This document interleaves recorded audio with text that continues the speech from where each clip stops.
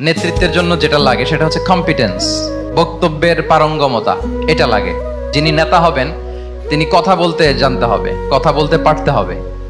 এবার বলেন তো, আল্লাহ রাসূল সাল্লাল্লাহু আলাইহি ওয়াসাল্লামের এই কোয়ালিটিটা ছিল কি ছিল না? অসাধারণ কমিউনিকেশন স্কিল ছিল আল্লাহ রাসূল সাল্লাল্লাহু আলাইহি ওয়াসাল্লাম।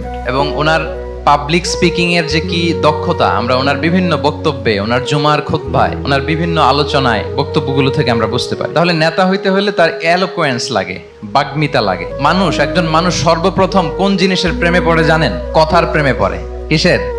কথার প্রেমে পড়ে। কথার ধরন, কণ্ঠস্বর, তার অ্যাটিটিউড, তার শব্দের জাদু, এটা মানুষের হৃদয়কে জয় করে ফেলে। আল্লাহ রাসূল সাল্লাল্লাহু আলাইহি ওয়াসাল্লাম তিনি নিজেও বলেছেন, ওয়া ইন্না মিনাল বায়ানি লা সিহরা, কিছু কিছু বক্তব্যের মধ্যে জাদু আছে। তো রাসূল সাল্লাল্লাহু আলাইহি ওয়াসাল্লামের এই এলোকোয়েন্স ছিল, এলোকোয়েন্স। তিনি বলতেন, উতিতু জাওয়ামিউল কালিম, আল্লাহ তাআলা আমাকে সর্বমর্ম বাচন ভঙ্গির অধিকারী করেছেন।